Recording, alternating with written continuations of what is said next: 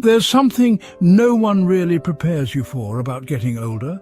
It's not the grey hair, the slower mornings, or even the creaky knees. It's the clarity. The unshakable clarity that comes after decades of carrying emotional weight you never needed in the first place. After turning 60, something subtle yet profound shifted in me. I began letting go, not out of bitterness, not out of defeat, but out of wisdom. Out of a deep, honest understanding that some things are simply not worth the energy anymore. And once I did, I never looked back. The first thing I let go of was the need to be liked. For most of my life, I twisted myself into shapes to fit other people's expectations. I said yes when I wanted to say no. I smiled when I was tired. I agreed when I disagreed, just to avoid conflict or judgment. But somewhere along the journey of aging, I realized something liberating. Not everyone will like you, and that's perfectly okay. My value isn't tied to approval ratings.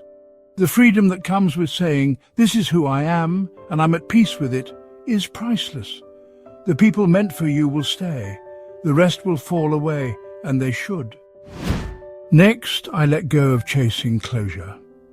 That may surprise some people because we're taught to believe every loose end must be tied, every hurt must be explained, every goodbye must come with an answer.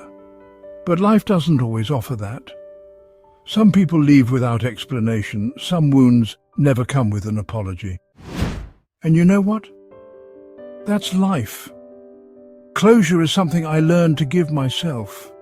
I stopped waiting for others to validate my pain or acknowledge my side of the story. I realized that peace is something you can choose, even without the perfect ending. I also let go of guilt, and let me tell you, that one was heavy. Guilt over not being a perfect parent, a perfect partner, a perfect friend. Guilt over mistakes I made decades ago. Guilt over things I couldn't control. But guilt is like carrying a backpack full of stones for a journey you've already finished. It serves no one. At 60, I gave myself permission to put that bag down. I reminded myself that I did the best I could with what I knew then, and I trust that the version of me at every stage of life was simply trying to survive and grow. Then came the shedding of comparison. In youth, it's easy to look sideways at your peers, your neighbours, your siblings and ask, am I doing enough? Do I measure up? But after 60, I finally understood that life is not a race. It's not a ladder. It's a journey with unique curves, seasons, and terrain for each of us. Someone else's success is not my failure. Someone else's timeline is not my map. I stopped comparing my life to others and started celebrating it for what it is, mine. Another thing I let go of was the illusion of control. For years I tried to plan every step, fix every problem, control every outcome. But life laughed at my spreadsheets and vision boards. Illness came when it wanted. People changed without warning. Dreams morphed into detours. And in the chaos, I discovered a strange sense of calm, not in control, but in surrender. I stopped trying to predict the future and started being present. At 60, I realized that letting go of control doesn't mean giving up. It means trusting that life has its own wisdom and that sometimes the best thing you can do is flow. I also stopped shrinking myself.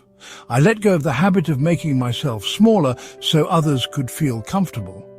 I used to dim my light, soften my words, and downplay my talents just to avoid intimidating others or rocking the boat.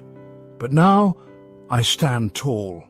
I've earned this wisdom, I've earned these stories, and I no longer apologize for my presence. We were not put on this earth to hide. We were meant to be seen, fully and boldly. Aging helped me claim my space without shame.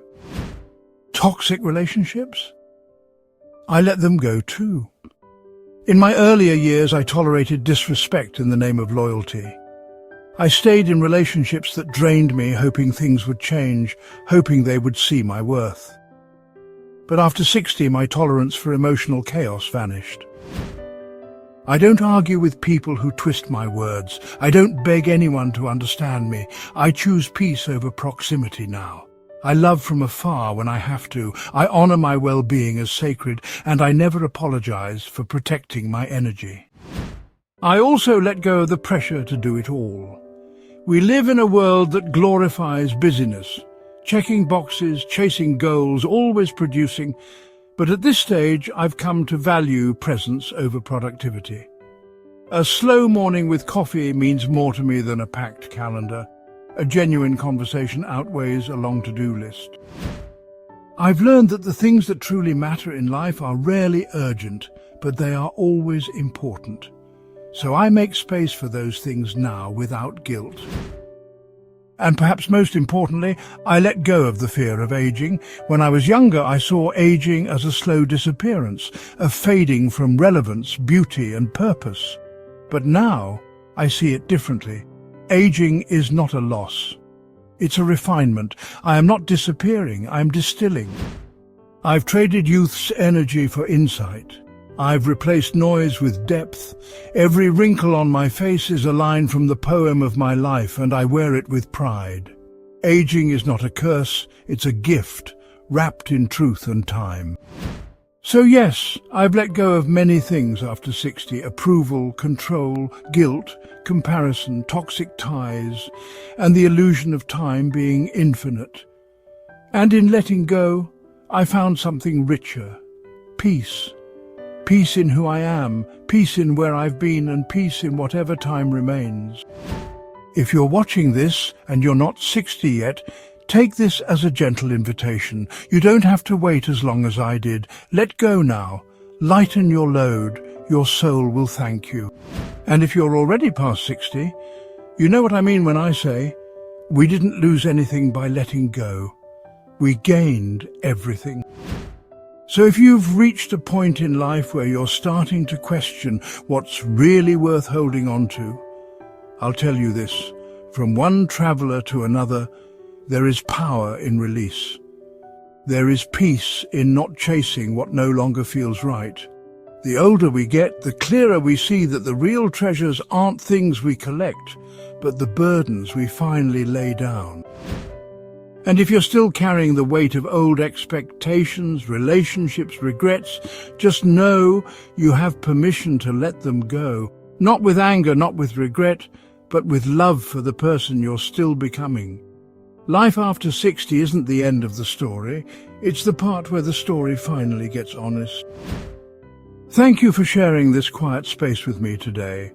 If this message spoke to your heart, I invite you to subscribe to Wisdom Years, a place where growing older means growing deeper. Until next time, take care of your time, your energy, and most of all, your peace.